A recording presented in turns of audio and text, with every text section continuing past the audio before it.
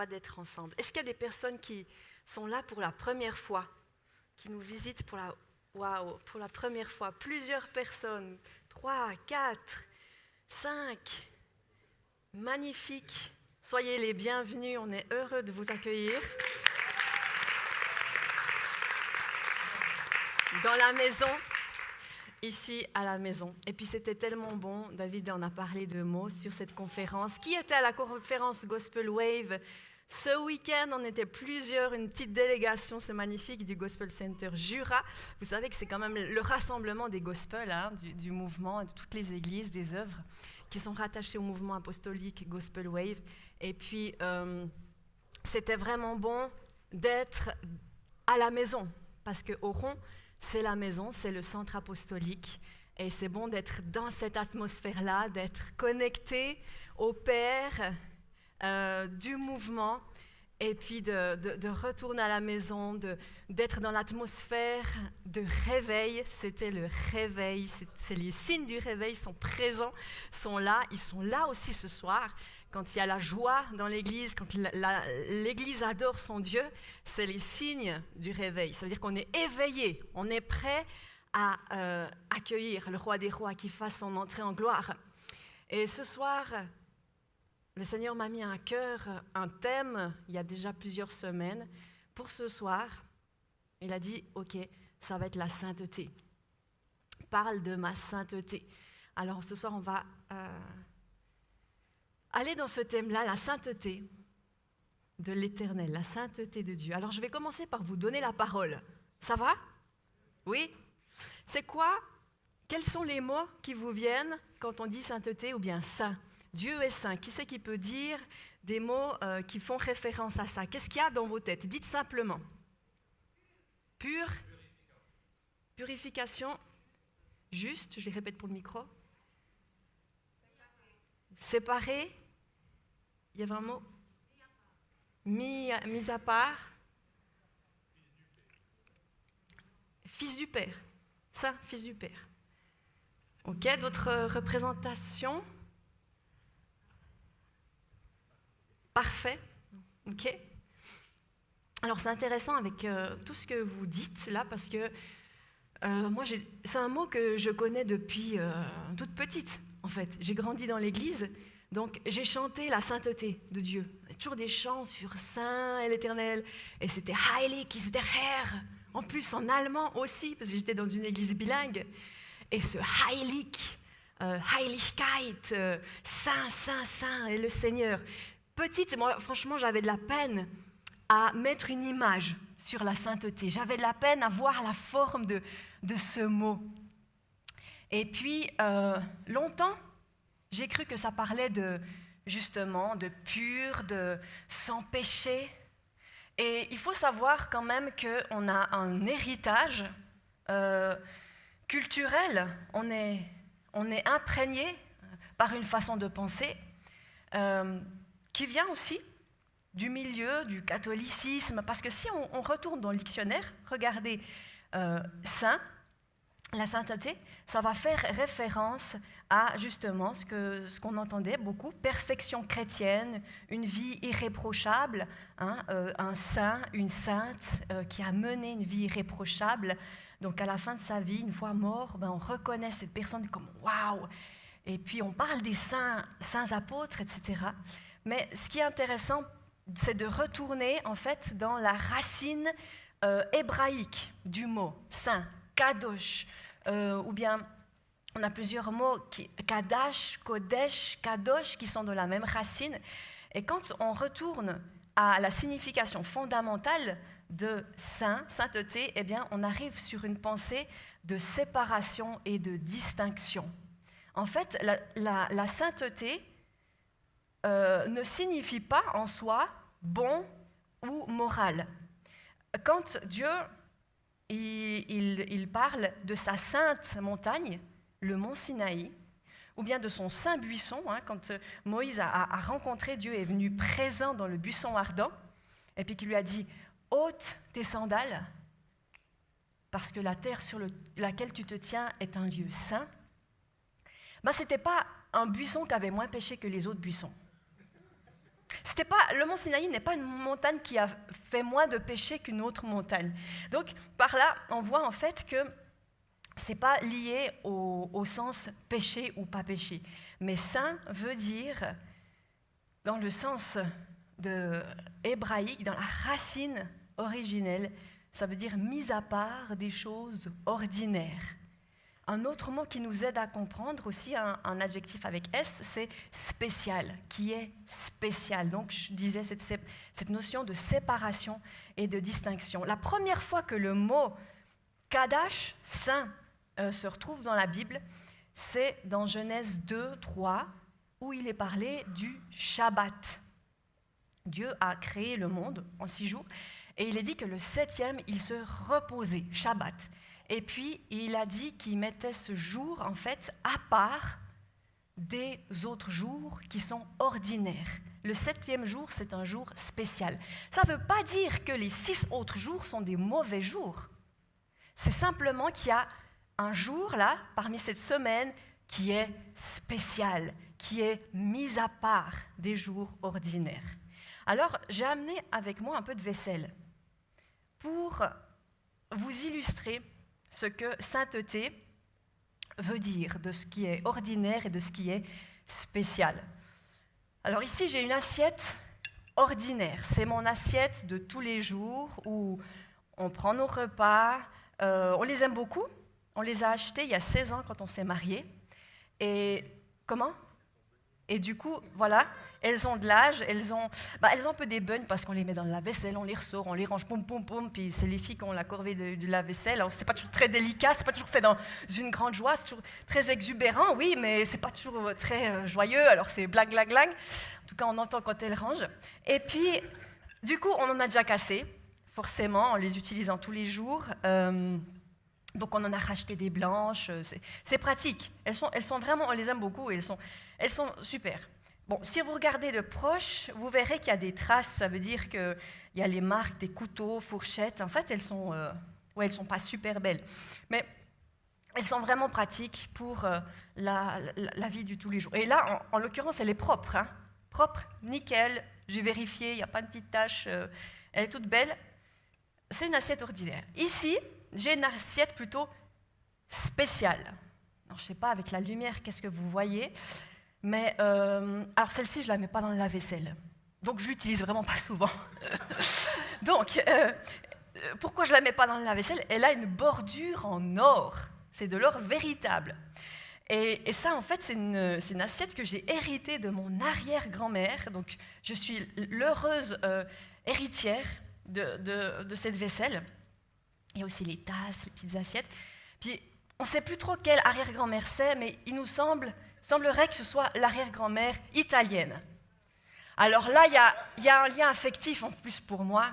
Donc, elles sont vraiment spéciales, quoi. Vraiment, je les mets dans un vaisselier, je n'ai pas honte de les exposer. Enfin, voilà, elles sont là, elles sont magnifiques. Mais quand je mange un tiramisu dedans, et que j'ai fini mon tiramisu, mais qu'il reste quelques miettes de biscuits imbibés de café, elles sont sales, pourtant elles sont toujours spéciales. C'est toujours ces fameuses assiettes. Quand celle-ci, une assiette ordinaire, est propre, elle reste ordinaire. Et ça, c'est la différence entre la droiture et la sainteté. La droiture, c'est saint, on efface. La droiture, c'est propre, c'est sans péché. Alors que la sainteté, c'est spécial. Donc, différence entre, droiture, sainteté. La Bible, en fait, nous dit que Dieu est saint. On est d'accord avec ça ? On le chante souvent. On a des paroles, encore ce soir, qui font référence à la sainteté. Pour ta sainteté, pour ton autorité, ta majesté, pour ta sainteté. On loue Dieu pour sa sainteté. C'est quoi? On le loue parce qu'il est séparé et distingué de toutes les autres existences. C'est ça que ça veut dire, saint. Dieu est mis à part des existences ordinaires. Il est spécial. Et il dit, soyez saints à son peuple, soyez saints car je suis saint. Donc Israël, son peuple qu'il a choisi dans son libre arbitre, est saint. Ça veut dire qu'Israël est séparé et distingué de tous les autres peuples. Et l'incitation à la sainteté de Dieu, c'est une incitation à imiter Dieu. Parce que justement, je vous disais ce verset qui dit « Soyez saints, car je suis saint ». Il dit « Imitez-moi dans ma sainteté ». Ça veut dire quoi? Ça veut dire « Tenez-vous à part de l'immoralité ». La pensée de Dieu, ce n'est pas de nous extraire du monde ou qu'on pratique l'ascétisme, vous savez, la privation, la mortification, mais la pensée de Dieu pour la sainteté, c'est une injonction à se séparer de ce qui pourrait souiller. Mettez-vous à part, parce que vous êtes saints, mettez-vous à part des choses ordinaires, des choses qui souillent aussi. Et c'est intéressant parce que quand Dieu vient délivrer les Hébreux d'Égypte, il les sort, il les extrait de l'Égypte, parce qu'ils ne pouvaient pas aller cohabiter avec les divinités égyptiennes, Dieu.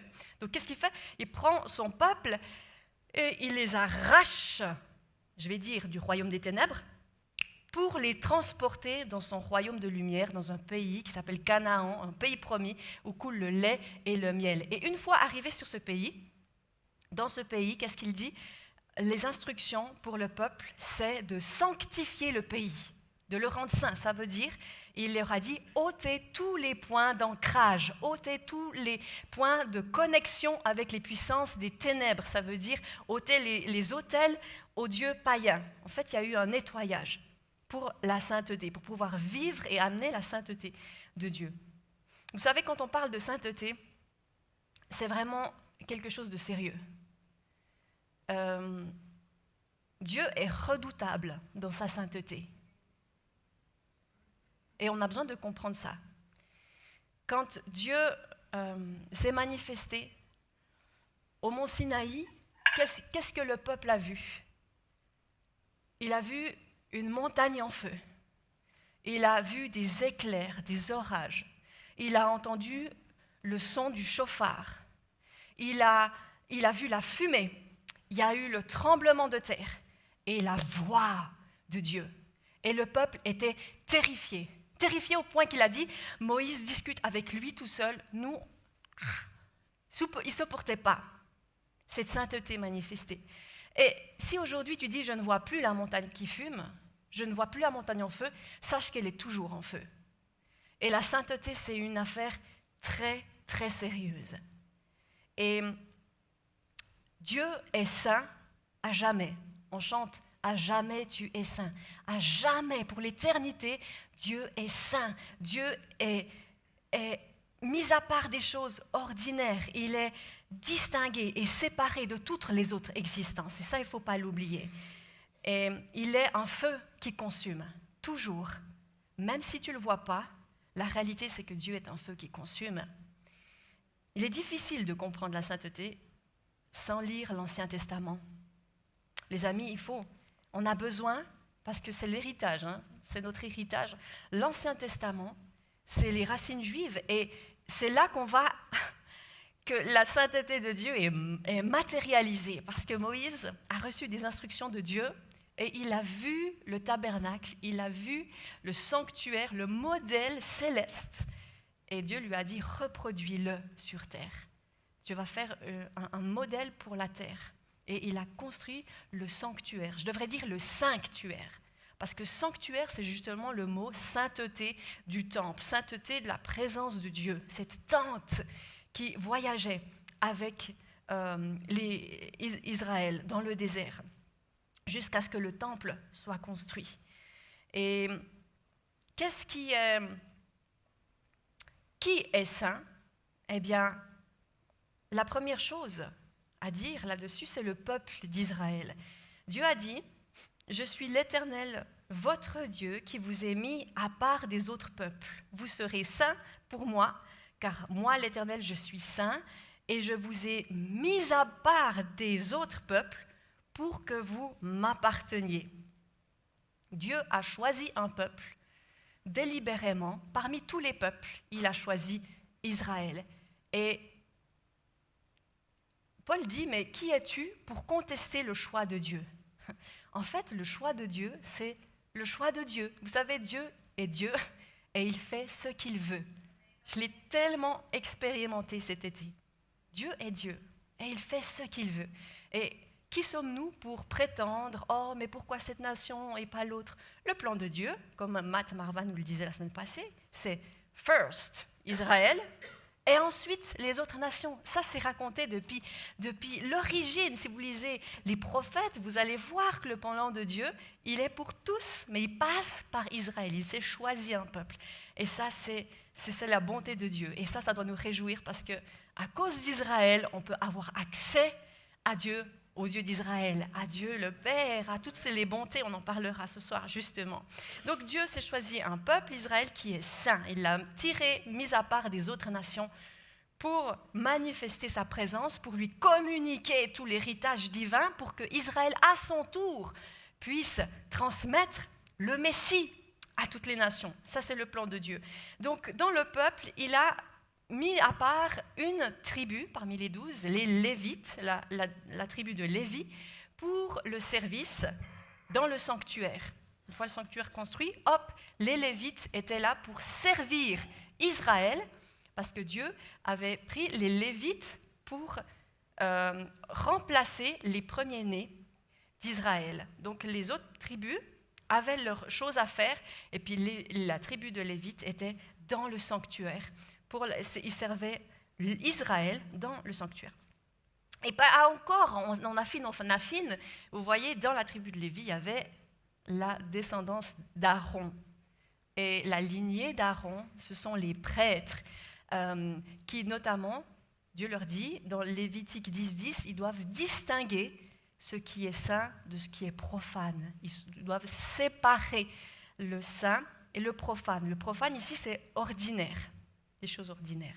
Donc vous allez dire, bon Claudia, nous dans tout ça, tu parles du peuple d'Israël, tu parles des Lévites, tu parles des prêtres, et puis nous, sans doute, pour la plupart, à moins qu'il y ait quelqu'un qui soit juif ici, nous ne sommes pas concernés comme ça à écouter directement. Donc nous, chrétiens, dans tout ça, qu'est-ce qu'on en fait? Eh bien, qu'est-ce qui se passe? On y arrive, nous qui avons cru dans le Messie, dans le Christ, nous sommes... la Bible dit l'olivier sauvage dont les branches ont été greffées sur l'olivier franc, l'olivier cultivé. Alors regardez cette image. Ici, on a cet arbre avec le tronc. Le tronc, c'est le judaïsme biblique. C'est quoi le judaïsme biblique? C'est l'Ancien Testament. Ça, c'est tout cet héritage, l'Ancien Testament. Et puis, sur ce tronc, eh bien, poussaient des branches naturelles, qui est le judaïsme messianique, ce qu'on appelle aujourd'hui les juifs messianiques, c'est les juifs qui ont reconnu Jésus. On peut parler de Pierre, de Paul, enfin de tous les disciples, de tous les apôtres et de tous ceux qui étaient disciples de cœur de Jésus. Et puis, il y a les branches greffées, qui ont été arrachées au monde des ténèbres pour les amener dans le royaume de la lumière, dans le royaume de Jésus. Les branches greffées, ce sont nous, les chrétiens issus du monde païen, de toutes les nations qui ont reconnu Jésus comme le Messie. Nous sommes greffés à l'olivier cultivé. Et ce qui est important, là dans Romains 11, la Bible dit que si la racine est consacrée, ça veut dire saint. C'est un mot pour dire saint. Consacré, dans votre Bible, pour saint, vous allez voir saint, sanctifié, consacré, mis à part, dédié, être séparé. Eh bien, la Bible dit que si le tronc, si les racines sont saintes, les branches le sont aussi, automatiquement, parce qu'elles sont connectées au tronc, vous comprenez? Et retenez bien ça. Aujourd'hui, pour vous qui avez reconnu Jésus comme le Messie, toutes les bonnes choses que vous vivez, que vous expérimentez, que vous recevez de la part de Dieu, viennent du fait que vous êtes greffés à une racine juive. À une racine juive, c'est ça. Il n'y a aucune bénédiction, il n'y a aucune promesse que tu peux recevoir qui se réalise parce que tu ne serais pas connecté à cette racine-là.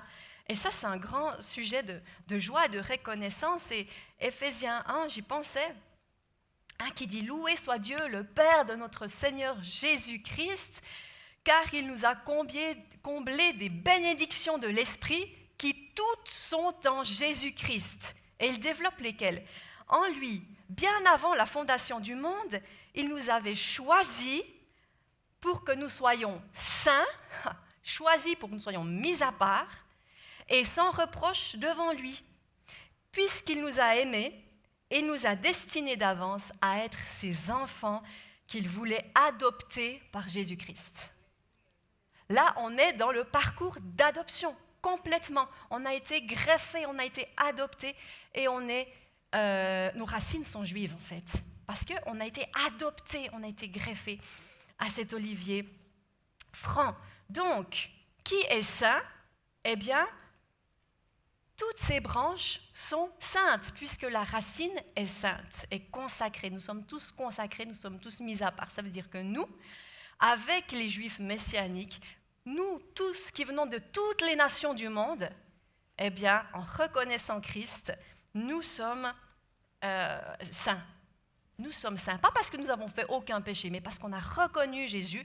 Et la sainteté ne dépend pas de nous, mais elle dépend de Dieu, de sa présence et de l'œuvre que lui a faite dans nos vies. Vous vous souvenez, mon assiette qui est sainte, on va dire sainte parce qu'elle est spéciale pour moi, eh bien, même sale, elle reste spéciale. C'est pour ça que Paul, quand il parle aux Corinthiens, et il leur fait « waouh !» toute une correction, plein de choses qui ne fonctionnaient absolument pas, et beaucoup de péchés sexuels dans leur église. Il les appelle les saints. Il leur rappelle « vous êtes saints ».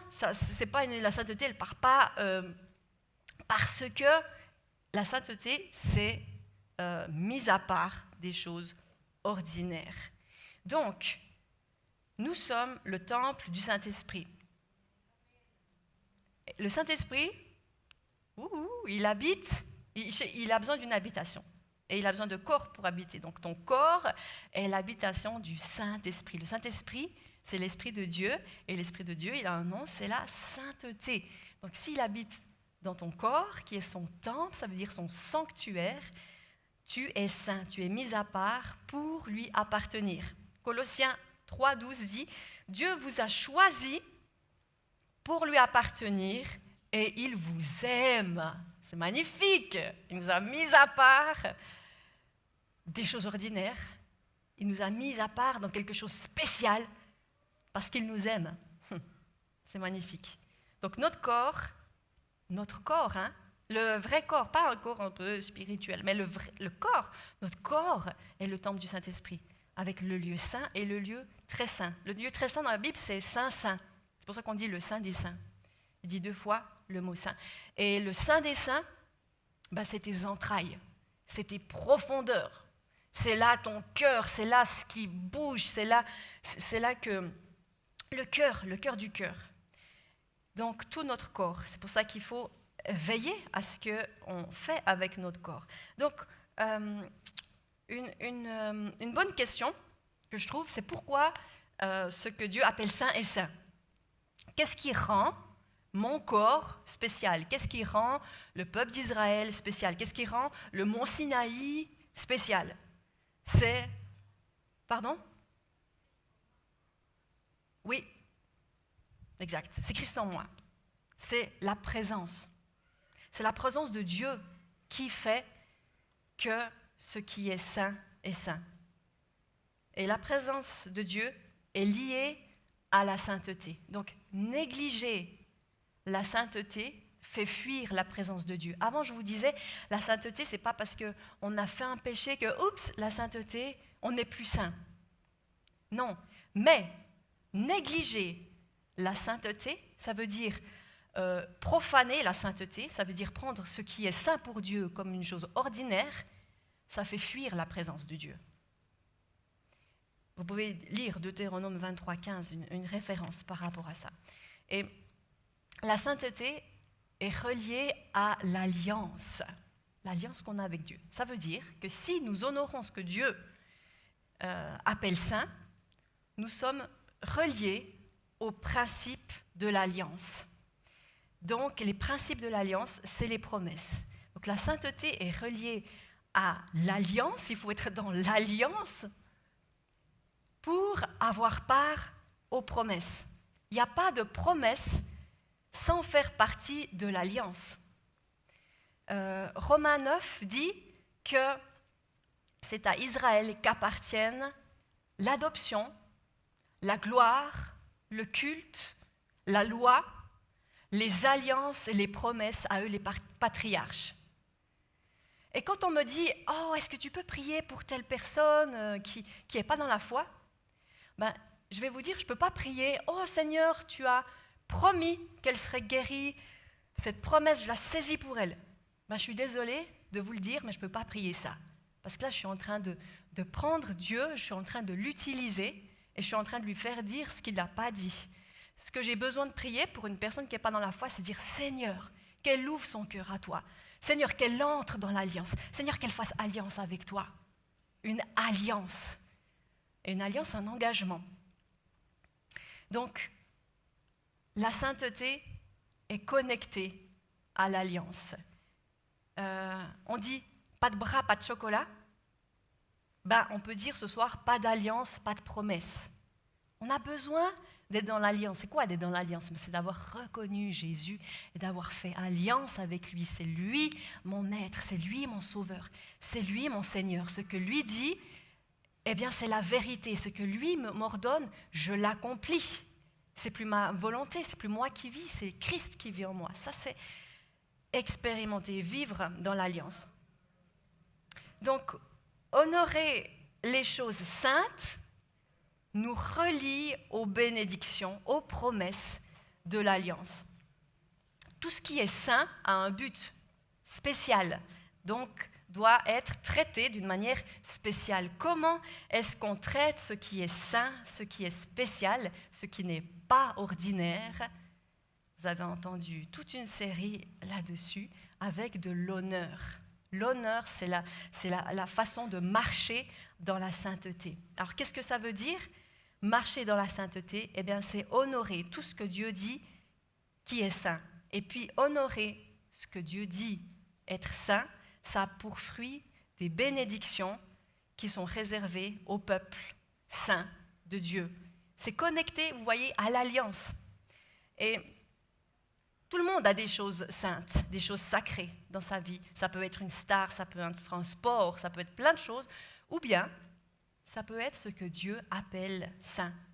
Et honorer ce qui n'est pas saint, ça ne produit rien. Mais honorer ce que Dieu déclare saint, ça libère des domaines de bénédiction incroyables. Par exemple, la dîme, c'est saint pour Dieu. Il l'a déclaré saint.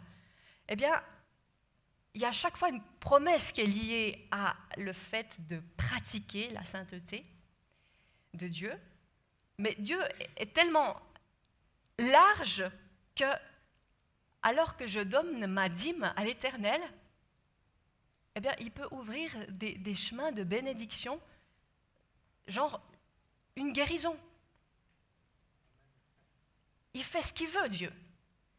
Mais il a besoin qu'on honore ce qu'il dit être saint. On n'achète pas Dieu, c'est pas ça, parce que si tu achètes Dieu, tu profanes ce qui est saint. Mais quand tu dis ça c'est saint pour l'Éternel, ça veut dire que tu as compris que Dieu a dit ça c'est une chose mise à part dans ta vie. La dîme, c'est une partie de tes finances, ce 10e, que tu dis il n'est pas ordinaire. Et tu le donnes à Dieu d'une façon spéciale. Et quand tu le fais ça avec le cœur, Dieu, il ouvre des portes, il ouvre tes finances, mais il peut ouvrir, comme je disais, une guérison, une réconciliation avec tes enfants. Ça ouvre tout à coup tout un monde de bénédictions parce que tu es justement connecté, tu es planté, tu es greffé au tronc, à la racine, d'où coulent toutes les bénédictions. Toutes les bénédictions de Dieu coulent de cette racine. enracinés en lui. Donc, je vous propose de voir quelques domaines de choses que Dieu déclare saintes. Et puis, j'ai mis comme un petit résumé de la promesse qui est rattachée au traitement d'honneur qu'on fait à ces choses. Mais comme je vous dis, ce n'est pas exhaustif. C'est pas, si tu pratiques la sainteté là, pouf, c'est ça qu'il te faut. Alors, tu regardes dans la colonne de droite pour dire, OK, quel est mon besoin? OK, alors je vais honorer ceci. Non, ça ne marche pas comme ça. Mais c'est pour comprendre que si Dieu nous a donné des choses, ça nous montre l'étendue de ses promesses et de ses bénédictions.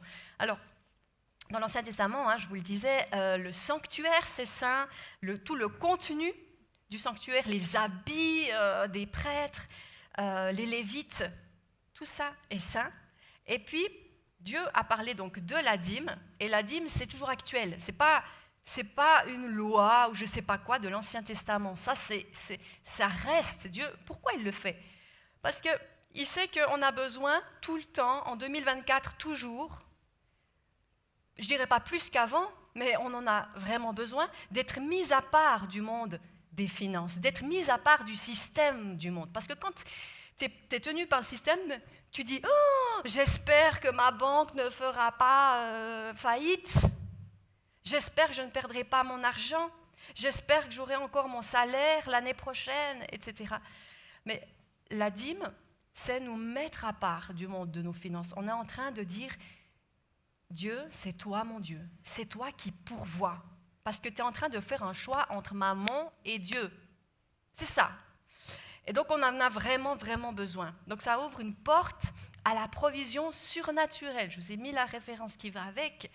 Et pour le petit historique, la dîme, c'est Dieu qui l'a mise en place et il a ordonné à Israël de donner sa dîme, écoutez bien, pour l'Éternel, aux Lévites.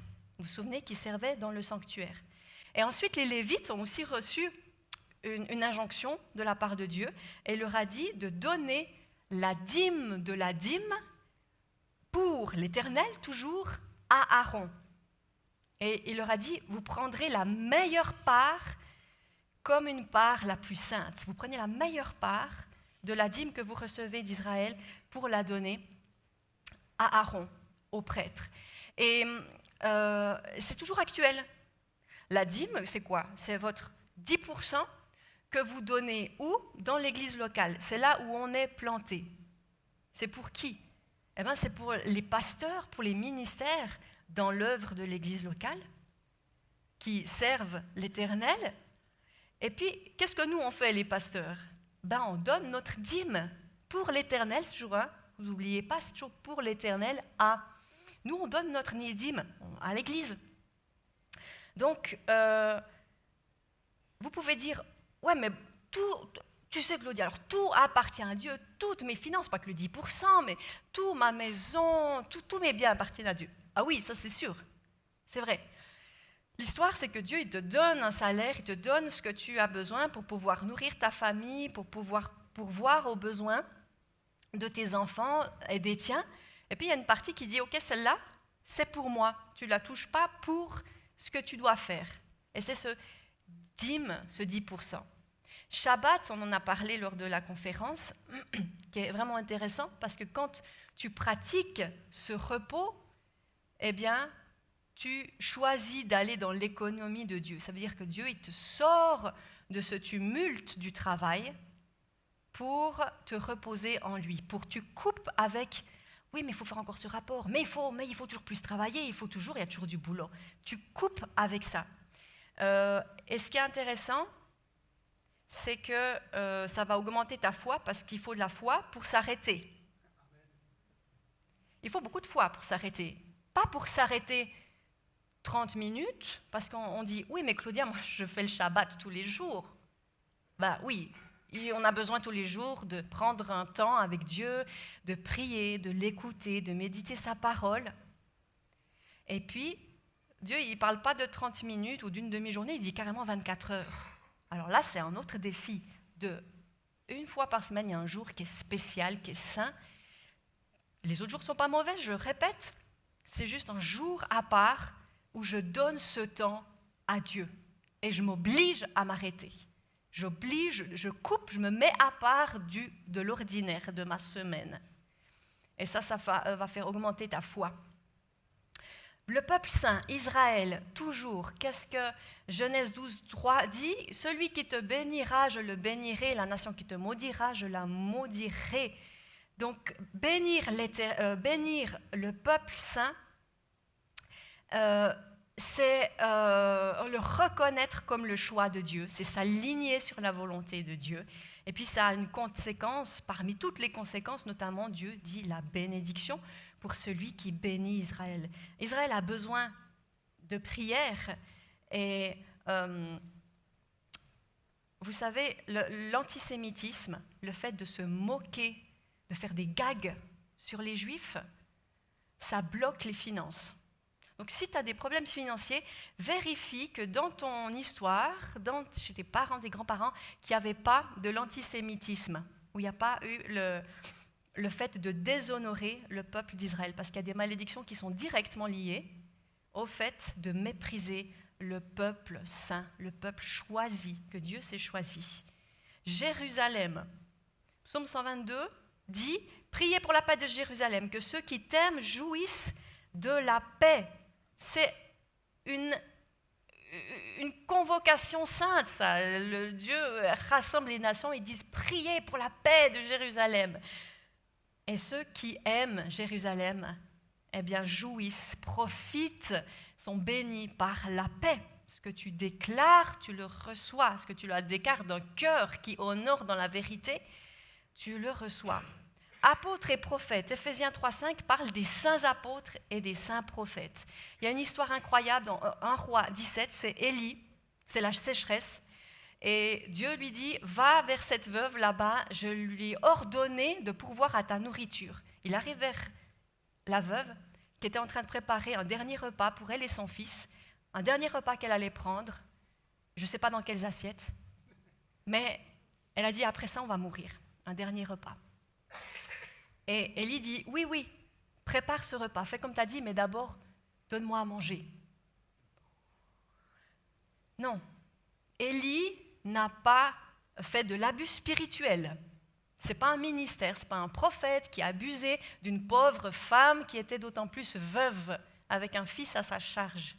Non, Élie, tellement sage, tellement éclairé, il savait que si la veuve honorait un prophète, elle libérerait des flots de bénédictions sur sa propre vie. Parce que Matthieu 10, 41 dit, celui, vous vous souvenez, je vous en ai parlé, celui qui honore un prophète en qualité de prophète recevra une récompense de prophète.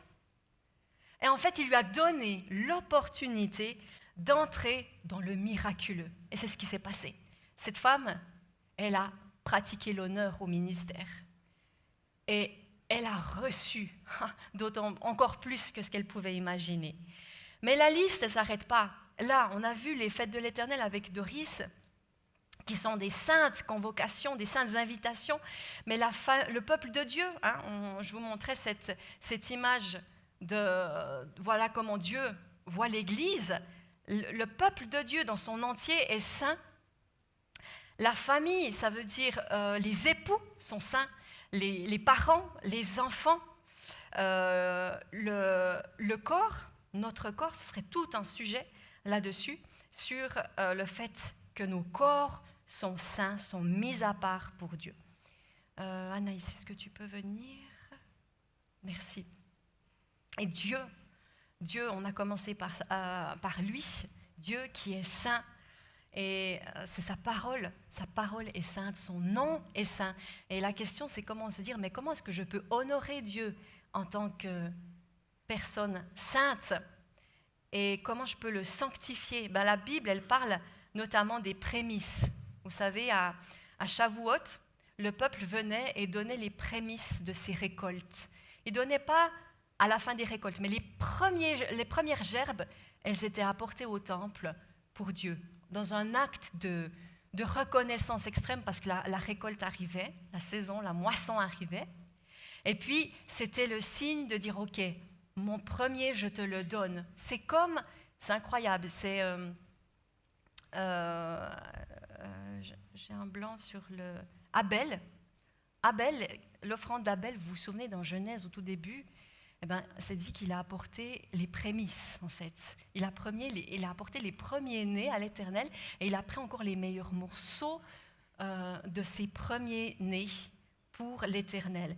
Et ça, c'est une invitation extraordinaire de dire comment je peux honorer Dieu lui-même en lui donnant les prémices de notre argent, les prémices de notre temps, commencer la journée en disant « cette journée, elle est pour toi, j'ai encore rien fait, je la donne à toi. Je ne veux pas te donner les restes, Seigneur, mais je veux te donner le commencement. Le commencement de toute chose t'appartient. Donner à Dieu ce qui est en premier dans nos vies. » Et puis, on va avoir un fond musical et qu'on puisse laisser Dieu nous montrer là où on a peut-être vendu ce qui est saint pour du profane.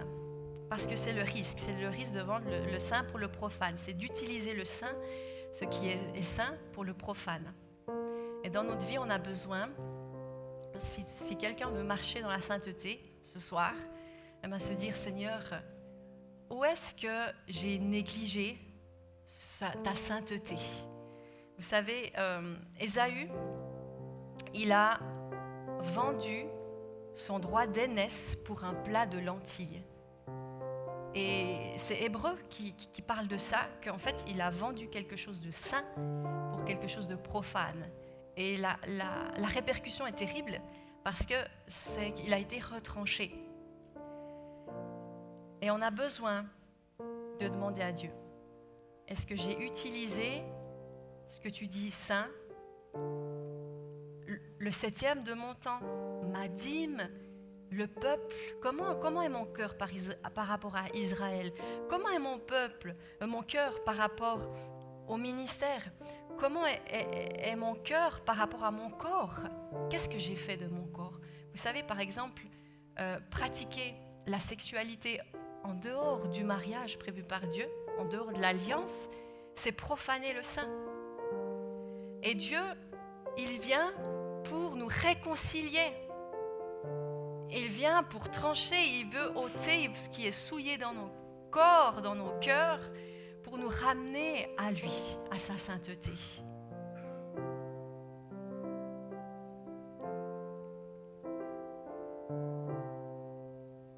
Alors Seigneur, nos cœurs sont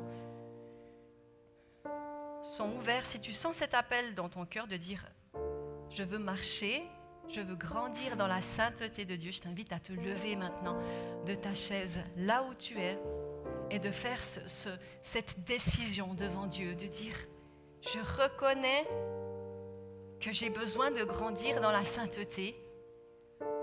J'ai besoin de continuer, de mettre à part ce qui est saint, alors que je l'ai pris pour des choses ordinaires. Pardon, Seigneur, que dans ton cœur, tu puisses demander pardon à Dieu d'avoir profané le saint, le sanctifié dans ta vie.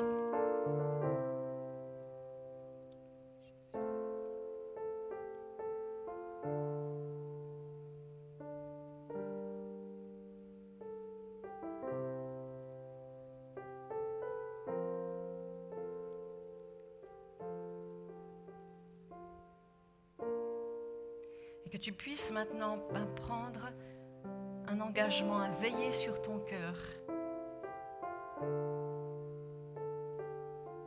Parce que là où est ton trésor, là est ton cœur.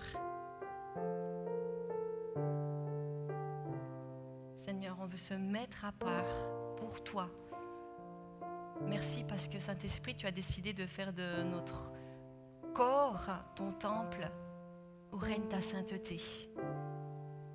Viens, Saint-Esprit, nous t'accueillons ce soir. Nous t'accueillons dans ce lieu.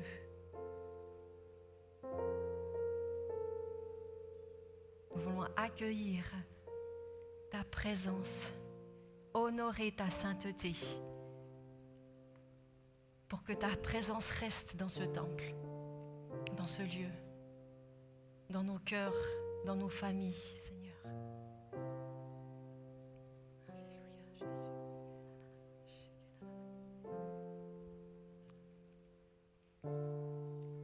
On va chanter ce refrain de « À jamais, tu es saint ». Toute la création dit « Tu es saint ». Les anges, tout ton peuple crie « Tu es saint ».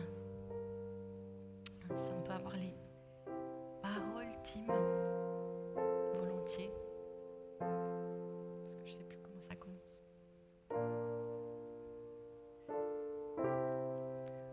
Jamais tu es saint. Et les anges acclament, tu es saint. L'univers proclame, tu es saint, tu es glorifié, Dieu très saint, à jamais tu es saint. Tout ton peuple crie, tu es saint, toi le roi des rois, oui, tu es saint, Dieu d'éternité, tu es saint, à jamais tu es saint. Ton nom est le plus grand, ton nom est tout puissant, ton nom est au-dessus de tout. Amen. Puissance, autorité, royaume et dignité, ton nom est au-dessus de tout. Ton nom, chantons-le, est le plus grand, oui, ton nom est tout puissant, ton nom est au-dessus de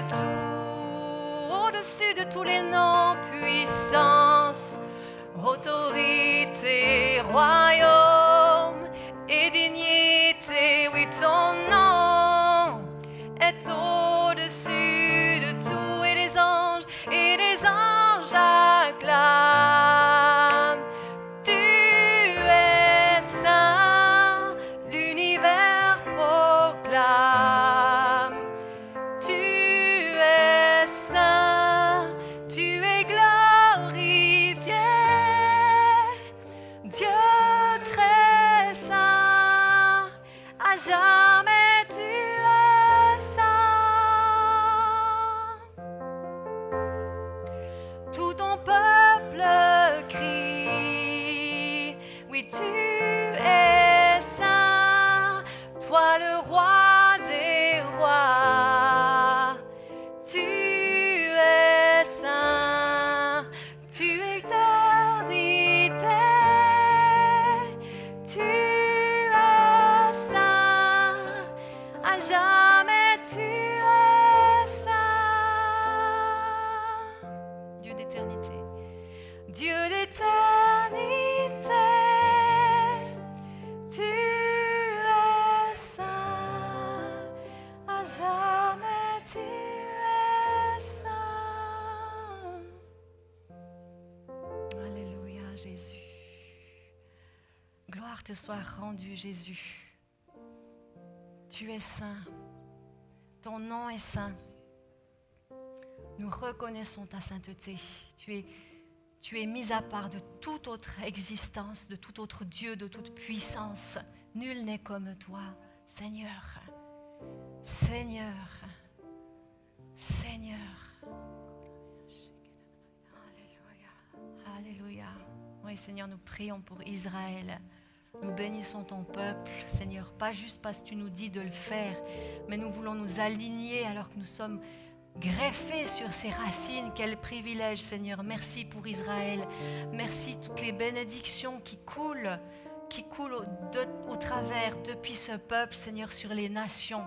Seigneur, nous prions pour la paix de Jérusalem. Seigneur, nous prions que tu viennes, que tu révèles à leur cœur que tu es leur Messie. Nous prions pour Yeshua, Mashiach, qui soit révélé, Seigneur, au cœur de tes bien-aimés, parce qu'ils sont ton peuple. Nous voulons les bénir dans ton beau nom, Jésus. Alléluia. Je prie pour toutes les familles qui sont représentées ce soir. Je prie, Seigneur, que la bénédiction d'Abraham coule sur nos familles, sur toutes les familles de la terre, sur nos familles ici à l'église. Seigneur, alors qu'on reste dans cette terre de sainteté, sur ce sol de sainteté. Seigneur, mis à part pour toi, mis à part pour te servir comme les Lévites dans ton temple. Alléluia, Jésus. Amen. Amen.